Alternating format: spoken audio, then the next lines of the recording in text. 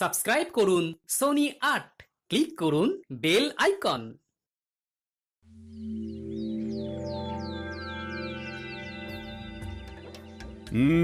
সুপ্রভাত সবাইকে। তা বলো, সকলে এই 4 দিনের ছুটি কেমন কাটালে? আমার তো হিসেব করে করেই কেটে গেল মহারাজ। বাবা বাবা বাবা, তা খুব খরচ করে ফেলেছো বুঝি? আমার তো মোহর গুনে গুনেই কেটে গেল মহারাজ। তোমার তো অগুন্তি মোহর, সেক্ষেত্রে গুনতে তো হবেই। আমি মেয়ের বাড়ি গিয়েছিলাম মহারাজ। হ্যাঁ, ছুটিতে একটু না ঘুরতে গেলে হয়? আমি বাড়িতেই ছিলাম, খেয়েছিও কম, যাতে খরচ বেশি না হয় আমার সঞ্চিত ধন। হ্যাঁ, বেশি খেয়ে মোহর সব না উড়িয়ে দেওয়াই ভালো। যাই হোক, তাহলে দেখছি এই 4 দিন তোমরা সবাই খুব ভালোই কাটিয়েছো। হ্যাঁ, না মহারাজ, আমরা এই 4 দিনের ছুটি কেউ খুব ভালো করে কাটাই। মানে এই যে তুমি মেয়ের বাড়ি গিয়েছিলে, বৈদ্য এই ছুটিতে এত জিনিস কিনেছে যে হিসেব করেই কাটিয়েছে। সভাকবি বাড়িতে ছিল কিন্তু কম খেয়েছে, আর মন্ত্রী অগুন্তি মোহর গুনেছে। তাহলে সবাই তো মনের সুখে যে যার কাজ করেছে। মহারাজ, অনেক সময় মুখে শুনে যা ভাবা হয় তা ঠিক হয় না মহারাজ। আমি মেয়ের বাড়ি গিয়েছিলাম কিছু আনাজপত্র আনতে, যাতে বেশ কিছু মাস আমার বাজার করতে না হয়, কারণ এখন বাজারে জিনিসপত্রের যা আকাশ ছোঁয়া দাম মহারাজ। আমিও এই কদিনে ছুটিতে প্রচুর জিনিস কিনে তার দাম হিসেব করতে বসিনি মহারাজ। আমি হিসেব করছিলাম বেতন পেয়ে কোন খাতে কতটা খরচ কমিয়ে গোটা মাস জীবন ধারণ করতে পারবো। আমিও যাতে বেশি না খেয়ে তাড়াতাড়ি আনাজপাতি শেষ করে ফেলি, সেই জন্যই কম কম খাচ্ছিলাম। এরকমের কারণটা কি বুঝতে পারছি না তো। তোমরা তো সবাই যথেষ্ট পরিমাণে বেতন পাও, তাহলে আগে মহারাজ, অপরাধ নেবেন না। আপনার এই বেতনে এখনকার যা পরিস্থিতি, তাতে আমাদের মাস চালানো খুব দুষ্কর হয়ে যাচ্ছে। মহারাজ, আপনি বেতনের দিকটা একটু ভাবলে ভালো হয়। বেতনের দিকটা ভেবে দেখবো মানে কি বলতে চাইছো? বেতন বাড়ান মহারাজ, বেতন বাড়ান। অসম্ভব, অসম্ভব। এই তো বিগত 4 মাস আগেই বেতন বাড়িয়েছি। তোমরা সবার কাজের পাশাপাশি উপরি আয়ের ব্যবস্থা করো। উপরি আয়? মহারাজ, মাথা ঠান্ডা করুন। একটু ভাবুন মহারাজ, একটু ভাবুন। আমি তোমাদের কথা অনেক ভেবেছি, এবার তোমরাও আমার কথা একটু ভাবো। আমি বেতন বাড়াতে পারছি না, আর আজকের মতো এখানেই সভা শেষ করছি। তোমরা সবাই এসো। বেতন বাড়ানোর কথা বলতেই সবার কাজ শেষ করে দিলেন। এ আবার কেমন ব্যবহার?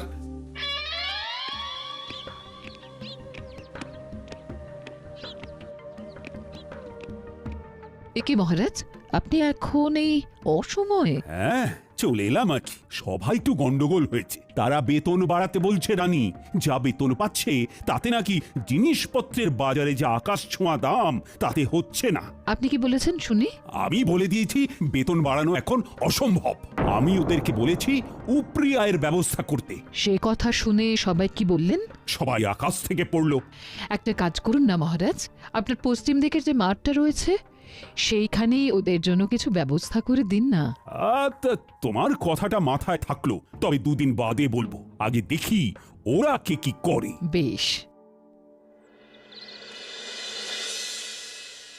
গিন্নি, ও গিন্নি।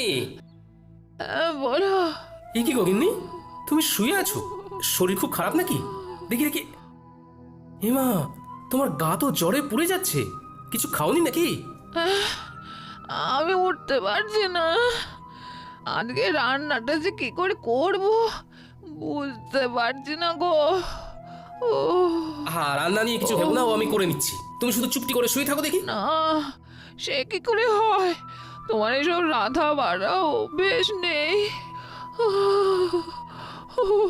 আরে তোমারও কি জন্ম থেকেই স্বামীর সাথে ঘর করার অভ্যেস ছিল? হ্যাঁ, সেই তো আমার সাথে বিয়ের পরে অভ্যেসটা হয়েছে। আমার কথা আলাদা, আমি মেয়ে মানুষ। বারে বা, বেটা ছেলে বলে কি রান্নার অভ্যেস তাও আবার কদিনের জন্য হবে না? এইসব একদম বাজে কথা গিন্নি। তাও আমার খারাপ লাগবে। তুমি এখন থামো তো গিন্নি। শোনো, আমি এই কদিন রাঁধবো, আর তুমি শুধু গ্যাট হয়ে খাটের উপর বসে খাবে, বিশ্রাম নেবে। তুমি শুধু আমি রান্নাটা কেমন করি সেটা দেখো।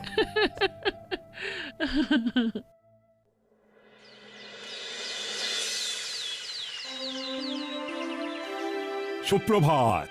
আশা করি সবাই ভালো আছো। কালকে যা হলো তারপর কি আর ভালো থাকা যায় মহারাজ? দেখো, আমি তোমাদেরকে যা বলার বলেই দিয়েছি। এই যাবৎকাল তোমাদের যখনই যা অসুবিধে হয়েছে আমি পাশে ছিলাম, এখনো আমি পাশে থাকবো। তাই বলে যখন তখন বেতন বাড়ানোটা সত্যিই অসুবিধের। আমি তো শুধু চিকিৎসাই পারি, এর বাইরে তো কিছুই পারি না। তাই তাই কিভাবে যে উপরি হায় হবে অন্য কিছু করে সেইটাই মাথায় আসছে না। মহারাজ যদি একটু উপায় বলে দেন। সেই আমাকেই উপায় বলতে হবে। আচ্ছা, দেখছি।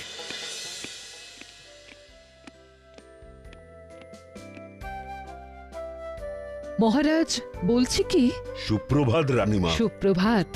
আশা করি সকলে ভালো আছেন। ভালো নেই, খুব সমস্যায় আছি রানীমা। তা আজকে গোপাল আসেনি কেন? তাই তো, তালে গড়ে খেয়ালই নেই। আগে মহারাজ, আমি এসেছি। এ কি গোপাল, এত দেরি হলো যে? তোমার শরীর ঠিক আছে তো? আমার শরীর তো ঠিক আছে, কিন্তু কিন্তু আমার গিন্নির শরীর ভালো নেই। তাই ঘরের কিছু কাজ সামলে রান্না করে আসতে গিয়ে দেরি হয়ে গেল। এই রে, ও গোপাল, কটা শাড়ি আর চুড়ি এনে দেবো নাকি?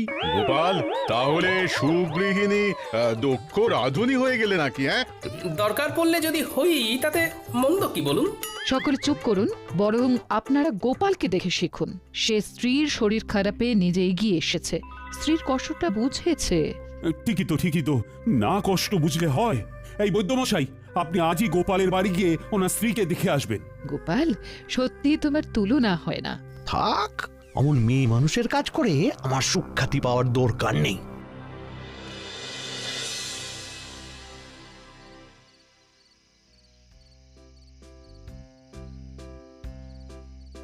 কি ব্যাপার রানী, এমন উদাস ভাবে বারান্দায় দাঁড়িয়ে?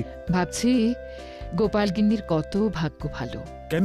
এই যে সে এমন এক স্বামী পেয়েছে যে তার সব দুঃখ কষ্ট বোঝে। আর তোমার স্বামী বুঝি সেটা বোঝে না? না, কিছু কিছু সময় বোঝে, আবার কিছু কিছু সময় বোঝে না। আচ্ছা, বুঝেছি।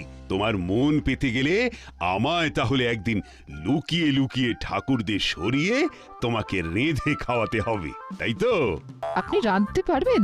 কি জানি, তবে চেষ্টা করে দেখতে পারি। আমার মনে হয় আপনি আর আপনার সভাসদেরা, মানে গোপাল বাদে কেউ রাঁধতে পারবেন না। এত বড় অপবাদ দিও না রানী। গোপাল ছাড়াও আর বাকিদের ভিতরে কেউ না কেউ নিশ্চয়ই রাঁধতে পারে। বলছেন? আচ্ছা, একটা কাজ করলে কেমন হয়? কাজ? কি কাজ? আপনাকে ওই দিন বলছিলাম না, আপনার পশ্চিম দিকের মাঠটায় ওদের কিছু একটা উপরি আয়ের জন্য ব্যবস্থা করে দিন। হ্যাঁ, তার সাথে এর কি সম্পর্ক? শুনুন, আপনি আপনার সভাসদদের বলুন তারা ওই মাঠটায় নিজের ইচ্ছে মতো তৈরি করা খাবারের দোকান ওই বিকেল বেলার দিক থেকে রাত্রিবেলা পর্যন্ত দিতে পারেন। তাতে কি লাভ হবে? তাতে এনাদের উপরি আয়ও হবে। সবার কাজ শেষ করে তারা অনায়াসে খাবার দোকান খুলে খাবার বিক্রি করতেই পারবেন। হ্যাঁ, দারুণ বলেছে তো। আচ্ছা, তাই খাবারগুলো কি সভাসদেরই বানাতে হবে? এমন কোনো কথা আছে কি? মানে যেহেতু তুমি তখন ওই রান্নার প্রসঙ্গ তুলেছিলে, তাই জিজ্ঞাসা করছি। সেই খাবারগুলো সভাসদেরই বানাতে হবে এমন তো কোনো বাধ্যবাধকতা নেই। তারা চাইলে তাদের স্ত্রী বা বাইরের কারো সাহায্য নিতেই পারেন। তবে যারা নিজের হাতে খাবার বানিয়ে বিক্রি করবেন তাদেরকে পুরস্কার হিসেবে 2 থলি করে মোহর দেওয়া হবে। রানী, তোমার প্রস্তাবটাকে আরেকটু পরিবর্তন করে দিই। সভাসদের এমন বলি, বেশ কিছুদিন ব্যাপী পশ্চিম দিকের বড় মাঠটায় একটা ভোজন মেলার আয়োজন করতে চাই। তাই আমার ইচ্ছে, আমার সভাসদেরা এই ভোজন মেলায় হরেক রকম খাবারের পসরা নিয়ে খাবারের দোকান দিক। তার মধ্যে যে সভাসদেরা নিজের হাতে রান্না করবে তারা প্রত্যেকে পুরস্কার বাবদ 2 থলি করে মোহর পাবে, এবং যে সভাসদের খাবারের দোকানে সব থেকে বেশি বিক্রি হবে সে পুরস্কার স্বরূপ 5000টা মোহর পুরস্কার পাবে। অতীব উত্তম। শুধু শুধু উপরি আয়ের জন্য ওনারা সবাই খাবারের দোকান খুলতে রাজি নাও হতে পারেন, তার থেকে পুরস্কারের কথা বলে মেলায় খাবারের দোকান খোলার প্রস্তাব দেওয়াটা একদম উপযুক্ত। আপনি কালকেই ঘোষণা করে দিন মহারাজ। ভাবছি আমিও যদি দোকান দিই তাহলে আমাকে পুরস্কার দেবে বলো তো রানী? তা আমি কি জানি।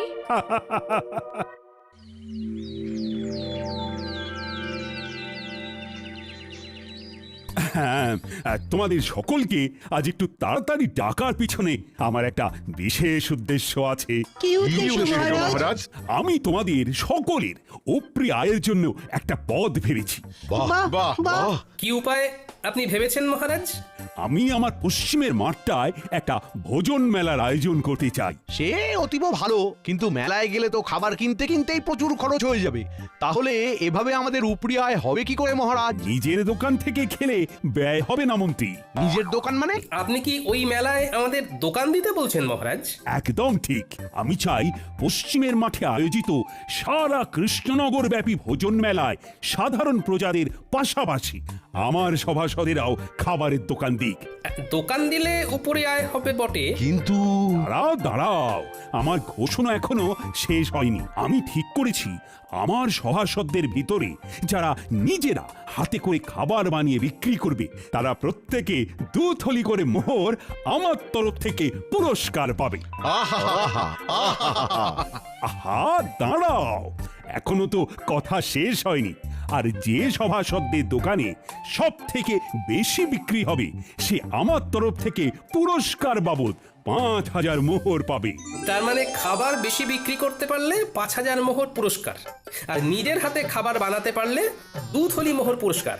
আবার নিজে খাবার না বানাতে পারলেও অন্য কারুর সাহায্য নিয়ে উপরি আয়ের জন্য দোকান দেওয়া যাবে, তাই তো মহারাজ? একদম। এই মেলা প্রায় মাসখানেক চলবে। তাহলে তোমরা কি ভাবছো? মানে আমার প্রস্তাবে কি রাজি হবে? আমি রাজি মহারাজ। আমি দোকান দিতে রাজি, যদি হেরেও যায় বাজি। আমিও রাজি। আমিও দোকান দেব। মহারাজ, দোকান না দিয়ে সবার দোকানের খাবার চেখে দেখার জন্য কোনো পুরস্কার নেই না? মন্ত্রী ইয়ে মানে মহারাজ, আমিও সবার মতো দোকান দেব তাহলে। বেশ, তাহলে সবাই প্রস্তুত হয়ে নাও। দিন 7 পরেই শুরু হবে ভোজন মেলা। ও হ্যাঁ, মনে আছে তো সবার, কালকে আমাদের ছুটির দিন, রাজসভা বন্ধ। হ্যাঁ মহারাজ।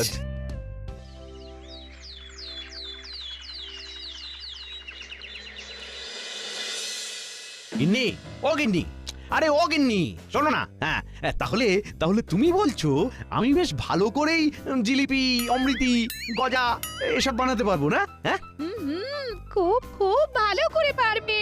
তা আমার প্রতি তোমার এত আত্মবিশ্বাসের কারণ কি? আরে বাবা, জিলিপি অমৃতি বানাতে গেলে শুধু ময়দার মিশ্রণটা এই টকবকে গরম তেলের ভিতরে ভালো করে প্যাঁচ দিয়ে গোল গোল আকৃতি করে পাক দিলেই তৈরি হয়ে যায়। আর এই প্যাঁচ দেওয়ার ব্যাপারে কৃষ্ণনগরে তোমার মতো পারদর্শী আর কেউ আছে বলে তো আমার মনে হয় না। ঠিক বলেছো। তোমারও যা প্যাঁচালো মন, সেই মনের প্যাঁচের মতো আমায়ও যা সুন্দর করে তুমি জিলিপি অমৃতি বানাতে শেখাবে, আহা আহা, তারপর আমার পূর্ব অভিজ্ঞতা তো আছেই। যাকে যাক, এই চলো শুরু করে, চলো চলো।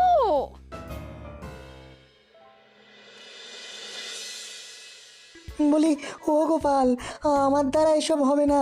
আমি আগে কখনো রান্না করিনি। হবে না মানে?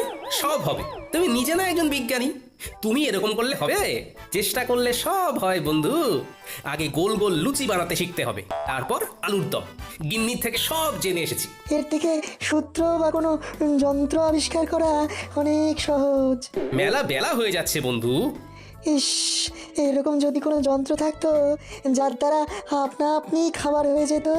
আগে লুচি আলুর দমটা শেখো, তারপর তুমি ওরকম যন্ত্র আবিষ্কার করো, কেমন? না, মানে কোনো ইয়ে টিয়ে নয়, চুপচাপ কাজে নামো। তুমি তো জানোই আমি ছড়ার পাত্র নই।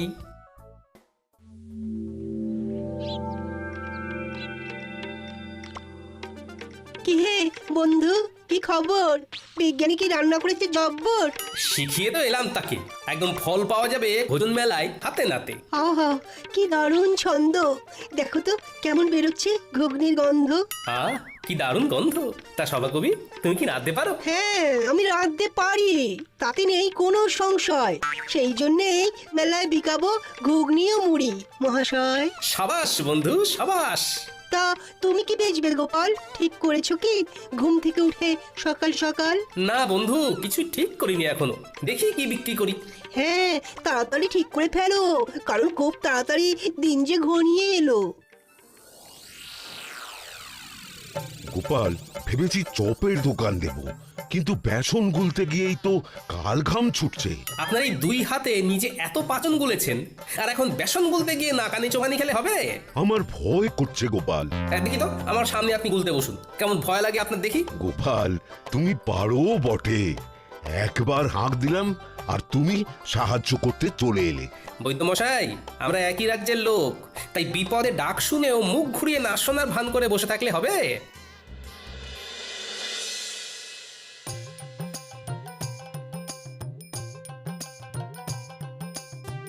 হ্যাঁ গো, এলে? হ্যাঁ হ্যাঁ, মোটামুটি সবার বাড়ি একবার করে ঢু দিয়ে এলাম, বুঝলে গিন্নি। দেখলাম মোটামুটি সবাই একদম জোর কদমে রান্নার প্রস্তুতি নিচ্ছে। তা তুমি কি বানাবে কিছু ঠিক করলে? এমনিতে বাড়ির রান্না তো বেশ ভালোই করছো। সেটাই তো এখনো ঠিক করে উঠতে পারিনি। সবাই মোটামুটি সেই গতে ধরা রান্নাই করছে। না, আমায় একটু অন্যরকম কিছু ভাবতে হবে। দাদু, ও দিদা, এক ঘটি জল দাও না। ঝাল কি ঝাল! আর খাবো না, নাক মুলছি, কান মুলছি, আর খাবো না। উফ, বাপরে বাপ! দাঁড়া দি, কিন্তু কি খেয়েছিস বলতো? ফুচকা। আমার বাবা শহরে গিয়েছিল, তাই ফেরার পথে ওখান থেকে এনেছিল ঝাল ঝাল ফুচকা। জানো তো দাদু, এখানকার কেউই ফুচকার তেমন নাম শোনেনি। গিন্নি, ও গিন্নি, ফুচকার দোকান দিলে কেমন হয়? খুবই ভালো হয়। সেইবারে খুকির বাড়িতে গিয়ে খেলাম, শহর থেকে জামাই এনেছিল, অসাধারণ। কিন্তু তুমি কিভাবে বানাই শিখবে কি করে? এখনো হাতে 4-5 দিন সময় আছে গিন্নি। শহরে গিয়ে শিখে আসবো কালকে, তারপর ভোজন মেলায় ফুচকা বিক্রি করব। আহা, শুধু খাবারের মেলায় কেন, গোটা কৃষ্ণনগরে তুমি বিক্রি করবে। এখানকার কেউ জানেই না ওই ফুচকার নাম। ভালো লাগলে না, এই প্রচুর প্রচুর বিক্রি হবে। তা ঠিক, আর মহারাজ এটাও বলেননি যে খাবার শুধু ভোজন মেলাতেই বিক্রি করতে হবে। আমি কিছুক্ষণ দোকানে থেকে ফুচকা তৈরি করে ঠেলা গাড়ি নিয়ে ফুচকা বিকোতে বেরিয়ে যাব। তারপর তুমি আর ন্যাপলা পুঁটি গুলটে দোকান সামলাবে। দাদু, তুমি চিন্তা করো না, আমরা সব সামলে দেব। দারুণ দারুণ জিনিস খাওয়ালে গোপাল, অপূর্ব স্বাদ। পুরটা খাসাও মেখেছো গোপাল। শুভেচ্ছা বন্ধু, একদম অন্য ধরনের জিনিস খাওয়ানোর জন্য। আর অসংখ্য ধন্যবাদ আমাকে লুচি আলুর দম শিখিয়ে দেওয়ার জন্য। আরে ধুর, কি যে বলো। তা বিক্রি কেমন হচ্ছে? আমার দোকানেও মন্দ নয়। আমার দোকানেও তোমার কল্যাণে বেশ ভালোই বিক্রি হচ্ছে। বাহ, শুনে ভালো লাগলো। হ্যাঁ গো, আর দেরি করো না, দেরি করো না, ফুচকার ঠেলাটা নিয়ে গুলটিকে সঙ্গে করে নিয়ে রওনা দাও, আমরা দোকান সামলে নিচ্ছি। হ্যাঁ, ঠিক বলেছো গিন্নি। এই গুলটে, চল চল চল। ফুচকা, ফুচকা নেবে গো, ফুচকা। ভোজন মেলায় গোপালের বিখ্যাত ফুচকা। এক মোহরে 7টা, খেয়ে যাও খেয়ে যাও, এক মোহরে 7টা। ফুচকা নেবে গো। ফুচকাটা আবার কি? হ্যাঁ, আমি বুঝেছি বুঝেছি, ফুচকা কি, তাও আবার খাবারের মেলায় গোপালের বিখ্যাত ফুচকা। চল চল চল, খেয়ে দেখবি, চল বাকি দুটোটা। একটু ভালো খেতে, ভালো খেতে, আরো দিন আমায় ফুচকা দিন। দাদু, মন বলছে এই এক ঠেলা গাড়ি ফুচকা না নিমেষেই শেষ হয়ে যাবে। দেখে নিও দাদু, তুমি হবে সেরা বিক্রেতা। দূর পাগলা, সেরা বিক্রেতা না, সর্বোচ্চ বিক্রেতা। দুটো একসাথে বললেও কিন্তু মন্দ লাগবে না।